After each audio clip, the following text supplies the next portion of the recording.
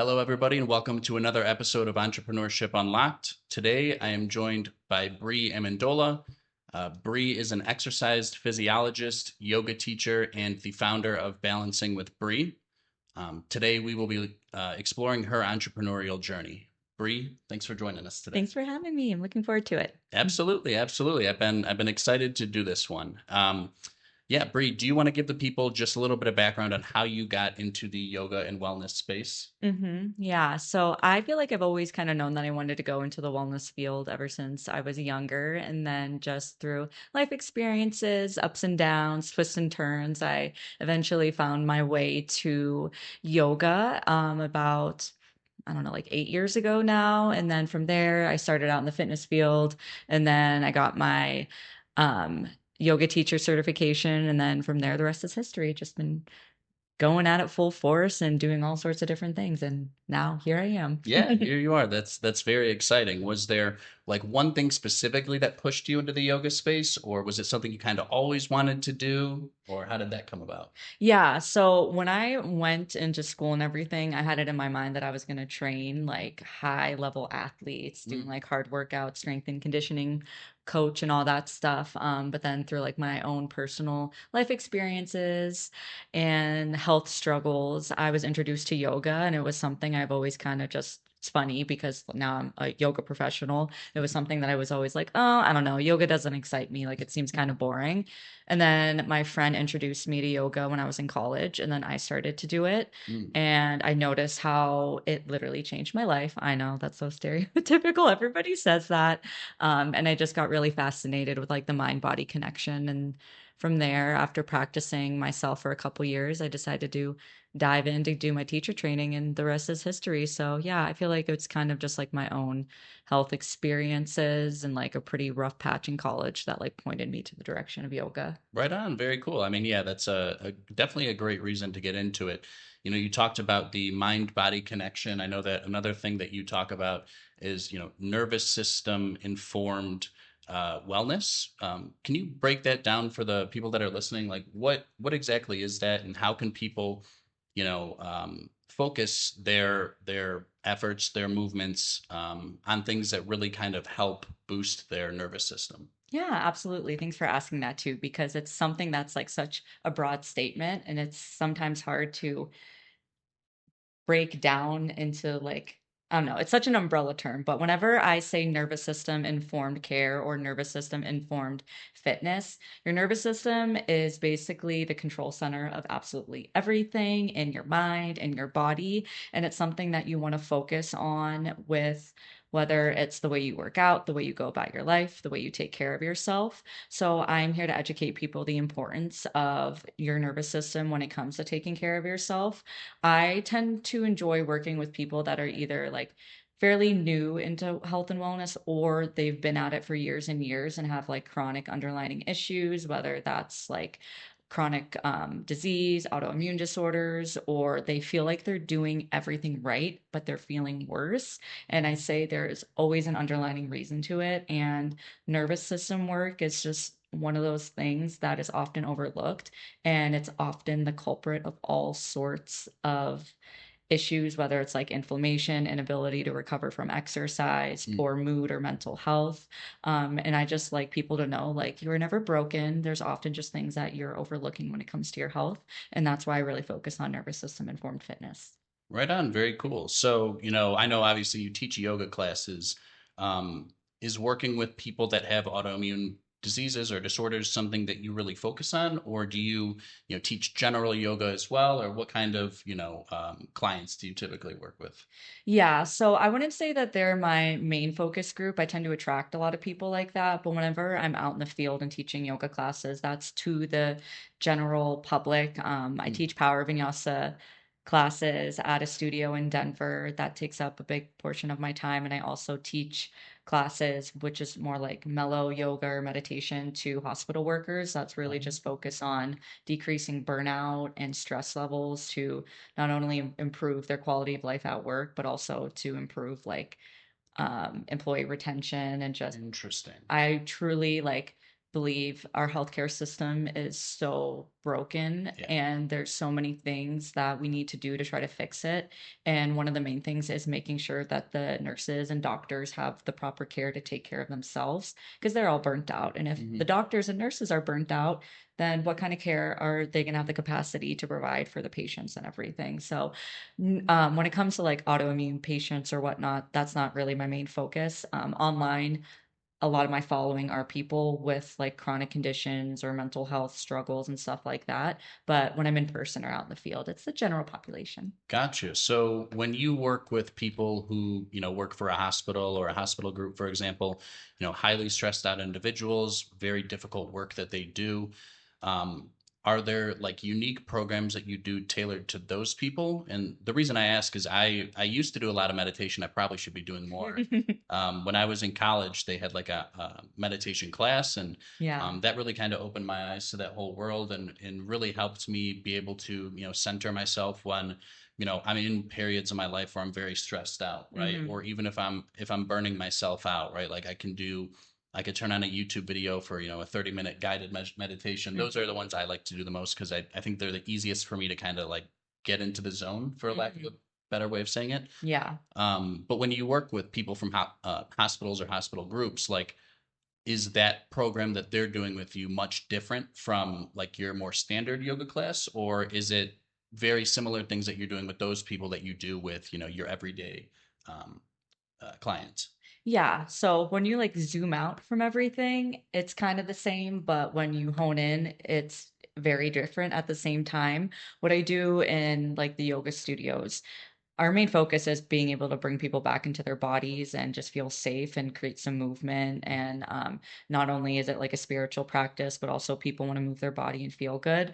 When it comes to hospital workers, most of them, if not all of them, are really struggling with burnout, which means Yeah. that they're just stressed out of their mind, or that they're overwhelmed. They feel burnt out, like they're not able to just like take care of themselves. Those ones are more so focused on more gentle forms of movement, so slower forms of yoga. Everybody, every individual is coming from such a different place of like the state of their nervous system. So one person might be more shut down, one Mm, person might be more like fight or flight. So it's hard to group it into like a group setting, because everybody kind of responds to stress and trauma or like high demand in different ways. But when it comes to working with hospital workers, I'm just going at it as in a way that a majority of them are working with some form of dysregulation, because it's not natural to mhm. have to see the things that they see day Yeah. to day, be on high alert, help people in like their hardest moments, and just to take a step away from like their needs and fully pour into other people. So in those groups, a lot of it's more so just focus on taking a step back, breathing, Hmm.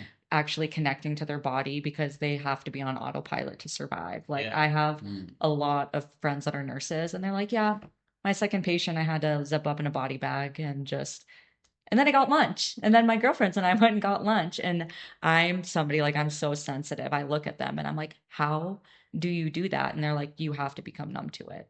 And it's like helpful, and it is a protective mechanism, which is something great that a lot like we have in Mhm. our system. And you also want to make sure that you have the tools to kind of like get back into your body, to step away from autopilot, because when you're stuck in those chronic states, that's where all sorts of issues can come up. Wild. Yeah. I mean, if I Mhm. see a drop of blood, I will pass out on site, totally faint, have a panic attack. So, like, that line of work is definitely not something that I'm cut out for. And Same. No, thank you. yeah, yeah, I I just couldn't walk the imagine. halls and stuff, and I see the chaos around me. I have no Mm. part in it, and I will text my friends and I'm like, bless your heart for doing this, because I'm stressed just being around it and I'm not even in it. So You're like, I I get need to, that yeah, you're like, I need to do a yoga class right literally. And I will go and I do that. I will regulate myself. That's amazing. Yeah. So to shift gears a little bit, onto more so the business side of things, Hmm. as a new business owner, when you first started out, how did you go about finding your first client or kind of first few clients? Hmm. Um, Delusional confidence.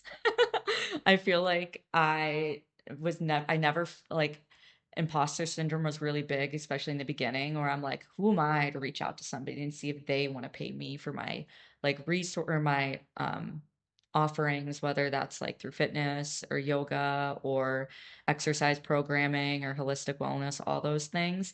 I feel like it's just starting before you feel ready Yeah. and repetition. Like you truly just have to show up as the person that you want to be before you even feel like you're that person. And the more that you do it, the more you build confidence, the more you learn what works, what doesn't work. And you will more than likely be surprised when you see like the value that you bring to other people. So just reaching out. I know for me, I got started just working with like friends and family, providing free Hmm. sessions or information to them. I am the go-to person with all my friends and family if they have like a question about health or fitness. So they'll reach out to me, and I love providing value to them. And that's also was helpful for me because I'm like, what are people coming to me for? And if they are, chances are there's a larger audience, and that helps me kind of tailor what I offer, whether that's like how I form my like fitness offerings or yoga or workshops or offerings online. A lot of it's just like data gathering and just throwing yourself into it and just figuring out as it goes. Yeah, and that's something that I think a lot of my listeners will relate to. Imposter syndrome. It's very real, right? And Hmm. there is kind of some, how do I want to say this? Some truth to it. Like if you are brand new in an industry and you've never done it before, like if you don't feel a little bit of imposter syndrome, that's kind of weird, right? Yeah. Like, Oh, absolutely. yeah. Like So your brain's wild. What? yeah. Yeah, yeah. If you just have no hesitation, you've never worked in an industry, you Yeah. start a business in that industry and you don't feel like an imposter at first, like that's a little bit crazy for sure. Hmm. Um, I know for myself, kind of a similar story, right? Like when I started my marketing agency, I reached out to a lot of family and friends, people that I knew that had businesses, offered to do marketing campaigns and create marketing materials for them for free to Hmm. basically build up my portfolio. And then from there, started to be able to kind of charge people. And, I even, of course, worked at a very large media company. So being able to sell for them and manage campaigns for them, on their dollar with their very large clients gave me a lot of the confidence that I needed Yes. to, kind of pursue my own agency full time. And one thing that I would do at this company, Odyssey, that I used to work for, was train salespeople. So I worked a lot with our newer salespeople, and then maybe salespeople that were, struggling to make sales, and I would join them on their calls, help them close deals, help them with their outreach strategy, all that good stuff. And the truth is, some of our best new salespeople were the ones that just had no fear, and Hmm. it's because they haven't been in the industry a lot, they haven't been shut down a lot. Yeah. So they want to go after huge clients. And then I've worked with a lot of other salespeople who maybe been around the industry quite a bit. Maybe they're not the most talented, and they're afraid to, call all the big companies and afraid to do outreach and have meetings with these large companies. And a big part of my job was just reminding them, like, you're capable of doing this, right? Hmm. Like you work for Odyssey, you work for this company. Like this is what we do. You have me and your team. You have a whole support team that's here to help you. And that was getting new salespeople to have that level of confidence was something that I focused a lot of my attention on and found a lot of success with. Hmm. But you know, for people that are starting that new business, they might feel vulnerable, right, and not feel capable of doing exactly what they want to do, even though they are very capable. How can people push past this feeling and actually follow their dreams? Mm, that's a good question. That is a very loaded question too. I wholeheartedly believe when it comes to entrepreneurship or really just doing anything that you've never done before is you have to get comfortable with being uncomfortable. And that's how it is. Like if you're trying to achieve something that you've never achieved before, and this even comes back to like nervous system regulation. Like there's also a lot of like business coaches that specifically focus on the nervous system when it Mhm. comes to like entrepreneurship or business, because you have to help regulate yourself so you can um get comfortable with stepping into the unknown and having that self trust in yourself that no matter what the outcome is, you're going to be able to figure it out and know, like, in order to get to the next level, you've never been to that next level. Therefore, that next level is completely foreign and unknown to you. So it's only natural for it to cause anxiety or fear or doubt, that's like kind of a compass, like you're doing the right thing. If you're doing the things that scare you, that means you're doing the right thing to an extent. Obviously, you don't want to burn yourself out or just do something that's completely out of alignment. So that, like, of course, I'm going to tie in like what I do for work, but just taking care of yourself is so important whenever you are diving into stuff. And I know when you are in entrepreneurship or early stage business, you just pour everything into it. Like a whole day can go by and you're like, I didn't even eat. Like Mhm. that stuff's so easy to get into. But if you want to build capacity to reach the next highest thing or to do the next scariest thing, you really do have to take care of yourself, work on your mindset, work on your body, make sure you're eating right, exercising. I know that sounds annoying. Like everybody says that, but you got to be starting from like a healthy vessel in order to like really go after all of those things. It's so interconnected. Like how you take care of yourself is how you're going to take care of your business and so on and so on. Yeah, I like that a lot. Yeah, I think pushing through those feelings of uncertainty and those feelings of fear is super important, right? And Mhm. more often than not, the other side of that wall that you need to push through is happiness, right? Like Mhm. if, for example, when I first started my company, I was doing a lot of cold calling, right? Trying to call 50 businesses a day. And, Mm.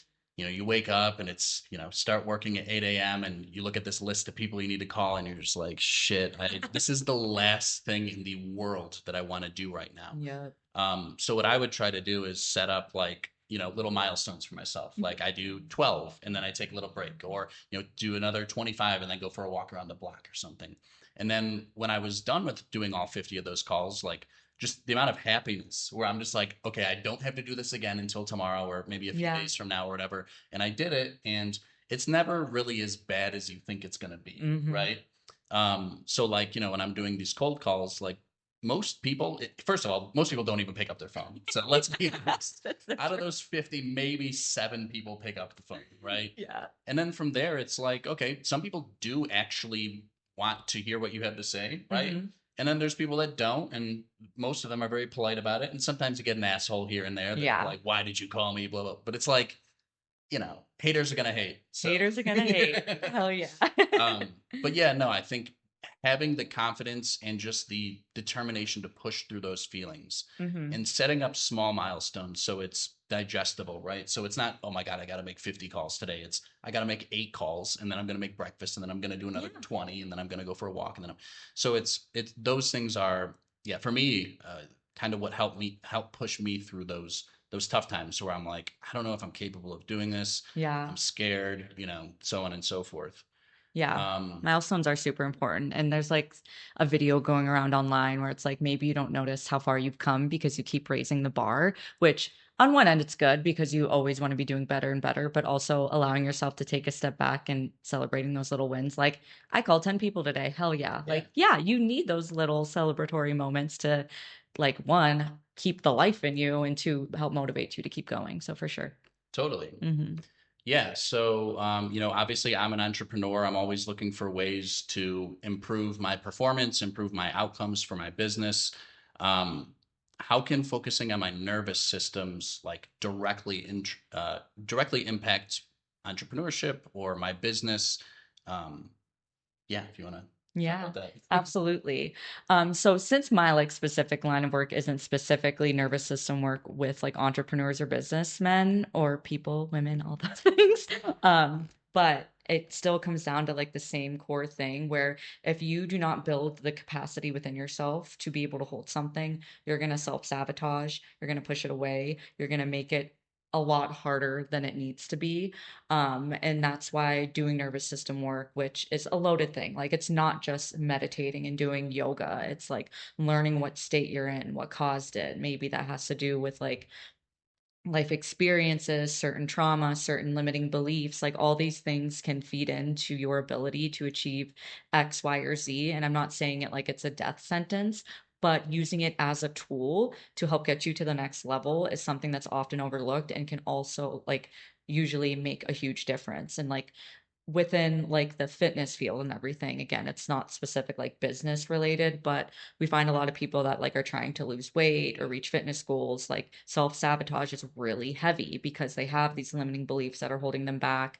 They feel like they aren't worthy or capable, and they have such these ingrained self-protective mechanisms, which we all do, and it's healthy and it's human, and literally like give your body a hug for like thank you for always trying to take care of me, but it holds you back. Well, to bring it back, yeah, the camera just turned off for some reason. This is clearly our first podcast using a camera, doing an in-person podcast. So, Bree, thank you. Of course. Okay, let me think for a second. Okay. Building your capacity to reach what you want. Just like I mentioned with people that tend to like self-sabotage their fitness goals, it's the same thing with business that can show up like procrastinating, um, fear of putting yourself out there, putting off work, Mhm. burning yourself out to the point that you go all in and then you're like, fuck it, and don't want to look at your work for another week. Like, that's not a healthy pattern to go about. That's why nervous system work is so important because that's like the core of everything. And yeah, it's something that's often overlooked, but I think if entrepreneurs were to like really focus on, it could give a little pep in their step to go Yeah. where they want to go. Absolutely. Yeah. And I feel like we live in a world, especially on social media, where it's just so much information being thrown at us in Mhm. terms of like healthy habits, trendy, healthy things. Do I need the cold plunge? Do I need the sauna?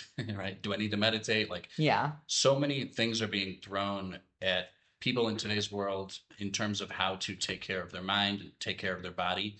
What is one thing that you see it and you're like, that is just total bullshit? Like a health habit, if you will, that's just like, um, you know, just a trend that you think is just, complete BS. Yeah, I'm so happy that you brought this up.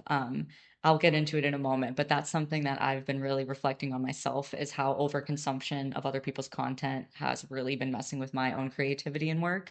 Mm. But I will say the one thing that I look at, and again, for some people, it's great for, a majority, it's awful for, but the 75 hard challenge, I hate.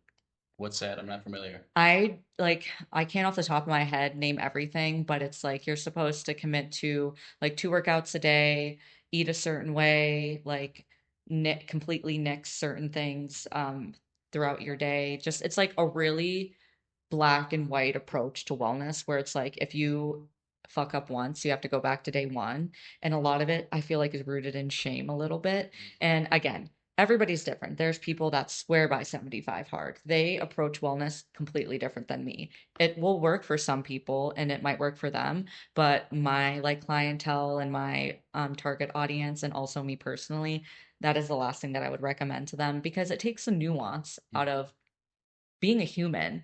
Like, if you tell yourself that you have to be perfect, you're more likely to mess up. Like, showing up imperfectly consistently is much better than showing up perfectly inconsistently. Yeah, and it sounds like you're really not listening to your body at all. If you're that structured with every little aspect of your fitness, your Mhm. health, your diet, it's like there's probably days that you don't need to hit the gym, right? Maybe you Yeah. should take a rest day. Yeah. Like for myself, we were just talking before the podcast. Obviously, I'm recovering now from a really bad foot sprain, right? Like it Mhm. took me 5 weeks to be able to walk after spraining my foot. And the reason that it happened was just through overwork, right? So like Mhm. I did a leg day, and sometimes with my leg days, I'll squat barefoot and do like workouts barefoot to develop those foot muscles.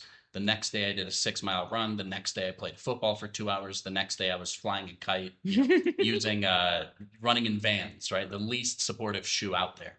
Um, Yeah, don't lift in Vans. A lot of people do, or Converse, don't do it. yeah, definitely not. I mean, you definitely want that support, but um, yeah, I think like giving yourself a rest day is important. Like even before I came here today, like I was thinking, oh, maybe I should go for a quick run or work out, and I'm like, I lifted heavy the last 4 days. I'm like, Mhm. I should chill, like Yeah. give myself that grace. So yeah, I think listening to your body is super important, and doing programs that don't allow you to listen to your body maybe not the most beneficial for you.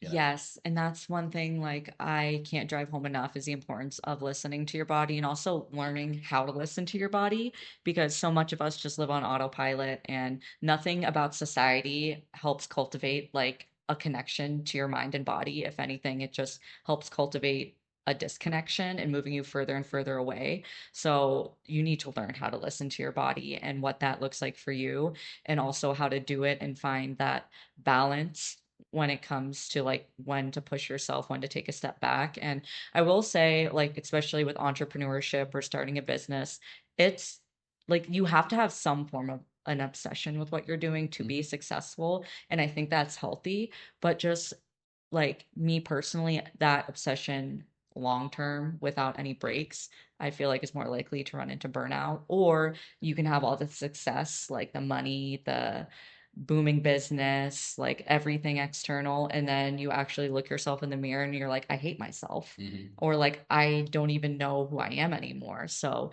that's like why it's important to try to listen to your body throughout all this stuff to avoid those things. Yeah, yeah, I know a lot of people like that. Highly successful, highly motivated, but they can't stop working because they don't want to take that second to actually reflect, right? Mhm. They're ignoring key aspects of their life. It could be their family, it could be, their health.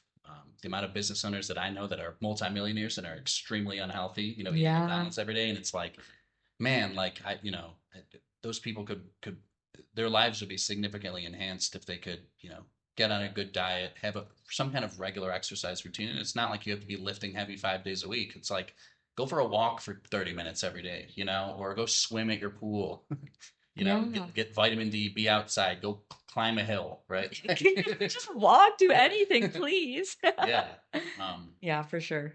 yeah, like I said, just I definitely know a lot of people like that. So on the flip side, what is maybe one thing that my listeners can do to kind of help regulate their nervous system? Something that's free, doesn't take a ton of their time. Could be meditation, could be just Mhm. eating cleaner. I don't know. Yeah. What would that be? Love that question. I like to keep things simple before you add in another supplement, before you go get a membership at a place that does cold plunging or sauna, is you want to get back to nature as much as possible. We were designed to be in sync with sunlight, with the seasons, with what's going on outside. So try to find as much time as possible to go outside. I know that's hard, especially if you're running a business, but like before you reach for your phone or laptop when you wake up, I cannot stress enough how important it is to just get out of bed. And if you can, throw on some clothes, go get some natural sunlight in your eyes, or go on a 5-minute walk around your house or apartment or wherever you're at. That signals all the internal physiological systems within your body that it's time to be alert, it's time to wake up, it's time to go about your day. And also, you connect with yourself before you connect with the world. And when you connect with yourself before you connect with the world, you're more creative, you're more regulated, you're more driven, you know what your purpose is. And that makes sense because if you open up Instagram and you see five business owners, a fitness influencer, and like your cousin, like what they're doing, like you don't need all that Yeah. information immediately. It impacts your brain waves, your nervous system, all sorts of stuff. So waking up, getting outside, eating regular meals. And I know people might listen to this and be like, that's so basic. Yeah, it is basic, but you would be surprised at the amount of people that don't do it. Mhm. So that can look like eating 3 meals throughout your day with a carb, fat, and protein. Also, learning what foods agree with you and what don't agree with you. I think that's one of the biggest ways that people are disconnected from their body is they continue to eat stuff that they know doesn't agree with them. Um, community Community is so important, whether you give a call to a friend or a family member throughout your day, or if you go to a group class or you go on like a group run, being around other healthy individuals is super important, especially if they're doing what you want to be doing. Like the company you keep is genuinely very, very important. So you want to be around people that are motivated and driven versus people that are just complaining about their life. We all complain about our life. It's human. Yeah. I'm not trying to be holier than thou or like, woe is me. Like, I complain about my life, but the majority of the time, I like to be around people Yeah. like you and that are like driven and inspired and want to do certain things. So, the company that you keep is really important. Um, Obviously, taking care of your body, exercise. And then, one thing that I can't stress enough even though I don't want to be stressing, is finding hobbies and stuff that are just bringing you joy. Like, I like to go back to like think what brought you joy when you were a kid. For me, I loved dancing and I loved Mm. art. So that's what I do whenever I want to just reconnect with my body, fill up my own cup. I will dance. I'll dance around my apartment. I'll go to a show.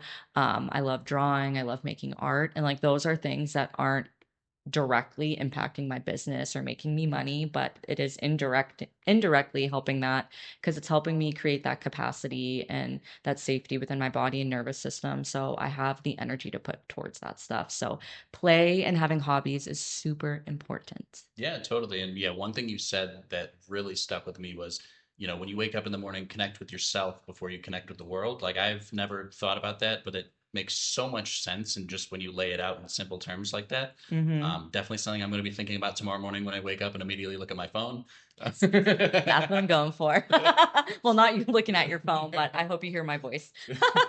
Yeah, no, maybe I'll give that a try for like a week straight. I will, because I've experimented with keeping my phone in like another room when I Mhm. sleep, and that certainly helps a few Yeah. things for sure. Because then you don't have the choice but to, when your alarm goes off, get up, go to the other room, Hmm. and deal with it, right? Um, but maybe that's something I'll try for a week or so, and let my listeners know how it goes. Go for a 5 minute walk, maybe even before I look at my phone in the morning. Yeah. See how that impacts my energy levels throughout the day, my serotonin, and just how I Hmm. move throughout my day. Really Yeah. interesting. I don't know. Am I allowed to mention like a product? Yeah, for sure. Okay.